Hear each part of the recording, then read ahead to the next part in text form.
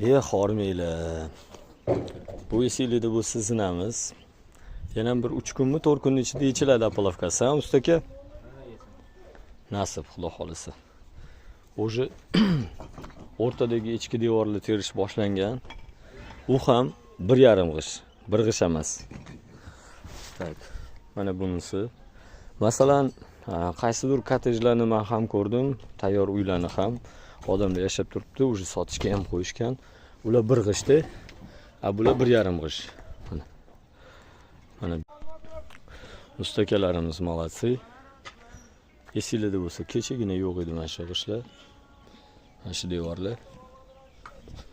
Bugun joni tayyor, subhanalloh. Xudo xolasa bugun buni bitirishsa, keyin nari tomonga o'tishadi. Ya'ni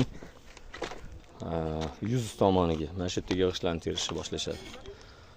Malatsi ustakalar. Пока что ishlari yaxshi ketyapti. Assalomu alaykum ustakalar. Bu o'sha tumbalarga qo'yiladigan armaturalar bog'lanadigan. Ustakamiz bitta teryaptilar. Yarımma yaxshi. Bitta bog'layaptilar. Unda yaxshigina og'irligi bor bularni. Hammasini alohida qilib tak. Молодец, g'ayrat ekamiz. Tepalarni bo'ylab chiqibdilar. Endi pastlarini bo'ylaydilar, xudo xolasa. Mana shu obyektimizni, qani bu obyektimizni bir ko'raylik-chi. Bismillah. Ya, bismillah. Молодцы ustakalarimiz. Ancha joylarini quyib bo'lishibdi. Respekt.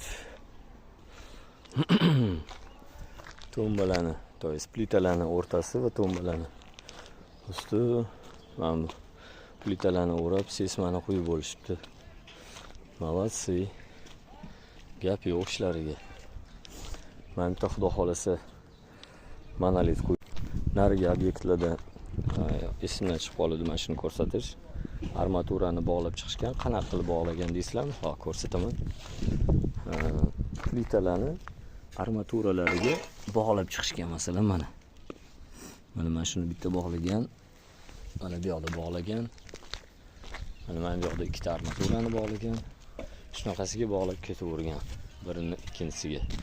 Yana ham bog'layapti. Maksimum darajada ertaga zilzilaga ham, boshqasiga ham nima deydi? Plita ham, boshqasi ham qimirlamasligi